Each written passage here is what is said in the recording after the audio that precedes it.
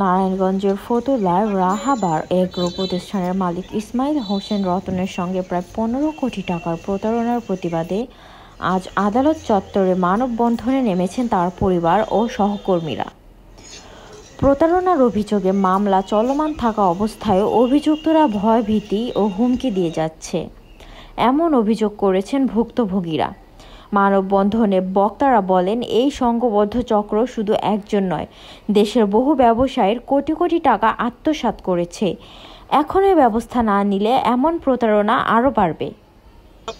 ফোনের মাধ্যমে ভোটার প্রস্তাব দিয়ে গাড়ি লোড হওয়ার পর টাকা দেয় না, টাকা না দিয়ে বিভিন্ন সময় ক্ষেপণ করে বলে যাচ্ছিল যে আপনি একটা লোক পাঠান, আমি যে আপনাকে গাড়ির সাথে টাকাটা দিয়ে দিব। তা আমি বলি যে কোথায় কোন লোকেশনে লোক পাঠাবো। পরবর্তীতে উনি জয়দেব মণ্ডল নামে, ওনার নাম পরিচয় দেয় জয়দেব মণ্ডল এবং ভাই স্টোরের মালিক, যেটা খুলনা ডুমুরিয়া চুকনগর বাজারে অবস্থিত। তা আমি সেখানে খোঁজখবর নিয়ে দেখি যে সেই খুলনা চুকনগর বাজারের ডুমুরিয়া বাজারের যে ব্যবসায়ী জয়দেব মণ্ডল যার পরিচয় দিচ্ছে, উনি একজন স্বনামধন্য ব্যবসায়ী এবং ও বছরে আপনার জাতীয় রাজস্ব পুরস্কারে খুলনা জেলার প্রথম হয়েছে।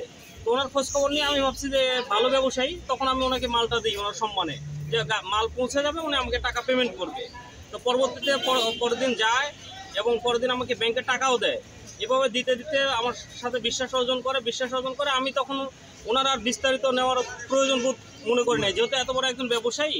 তো আমাকে বলে যে আপনার কাছে আর কী কী মাল আছে। তো আমি বলি যে আমি যেগুলো ট্রেডিং করি, মসুর ডাল, অস্ট্রেলিয়ান নিপা, ছোলা, কানাডিয়ান সরিষা, এরপর আপনার SBM, মানে যে প্রোডাক্টগুলো আমি সেল করি এগুলো সকল তথ্য দিই এবং উনি সেগুলো নেওয়ার প্রস্তাব দেয়।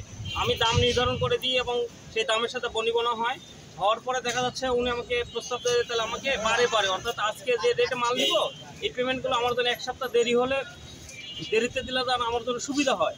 তখন আমি সেই থিঙ্কে যেহেতু ভালো ব্যবসায়ী, ওনাকে ওইভাবে মালগুলো ডেলিভারি দিতে থাকি এবং প্রতি সপ্তাহতেই মালগুলো টাকাগুলো আমাকে যথাসাধ্য আমার বিশ্বাস অর্জন করার জন্য দিতে দিতে গত জুন মাসের 24 তারিখে মঙ্গলবারের দিন আমি ওনাকে, সেদিন আমার পেমেন্ট শিডিউল ছিল 3 কোটি টাকা। তো সকাল 10টায় ওনাকে ফোন করার পরে আর আমার ফোন রিসিভ হয় না। পরবর্তীতে আমি ওনার প্রোভাইডকৃত যে ভিজিটিং কার্ড এবং যে ওনার প্রোভাইডকৃত NID কার্ড এই অনুযায়ী ওখানে খোঁজ নিতে বলি। তো বলে যে লোকটা তো অনেক বড় ব্যবসায়ী, হয়তো বা ফোন রেখে কোথাও গেছে। তো ওই দিন দুপুর পর্যন্ত ফোন কল ঢুকে বাট রিসিভ হয় না। পরের দিন আমার অফিস থেকে লোকজন পাঠানোর পরে যে NID সূত্র ধরে NID সূত্র ধরে দেখি যে জয়দেব মণ্ডল ঠিক আছে, কিন্তু এই জয়দেব মণ্ডল আমি যাকে মাল দিছি সেই জয়দেব মণ্ডল না, অর্থাৎ ওনার নামে এই জয়দেব মণ্ডলটা মিলানো হয়েছে। এবং যে ভিজিটিং কার্ডটা দেওয়া হয়েছে এটা হচ্ছিল যে ভাই স্টোরের ভিজিটিং মানে নামটা ব্যবহার করছে, বাট মোবাইল নাম্বারটা হচ্ছিল ওই প্রতারকের নাম্বারটা ব্যবহার করছে। পরবর্তীতে আমি আরও খোঁজ নিতে যে এখন তাহলে ওই জয়দেব মণ্ডলের বাসায় যার কর্মচারী যে নাম্বারটা দিছে, ঠিকানাটা দিছে, ওনার বাড়িতে যায়, ওনার সাথে জানতে পারে সেই ভিডিওটা আমাদের কাছে আছে, উনি যে জবানবন্দি দিচ্ছে এবং উনি কাস্টডিতে এখন আছে। তখন উনি বলে যে আসলে আপনার সাথে এই ঘটনা ঘটছে, যে তাদের নাম ধরে আমরা এই মালামালগুলো নিছি। পরবর্তীতে আমি ভয় পেয়ে যাই এবং তার বাড়িতে যাওয়ার পরে তার বাবা আমাকে হত্যা করবে উদ্দেশ্যে, মানে পিস্তল আছে, এটা নিয়ে দাওয়া আসে যে এখানে এই টাকার জন্য আর কোনোদিন আসবে না।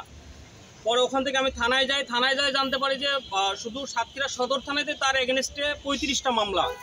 এবং ওখান থেকে আমি কোর্টে যাই যে কিভাবে কি করণীয় আছে। কোর্টে যায় দেখি যে আপনার সারা বাংলাদেশে তার এগেনস্টে 85টা মামলা, সবগুলো আমার সাথে যে ধরনের প্রতারণা করছে সব একই ধরনের প্রতারণার মামলা।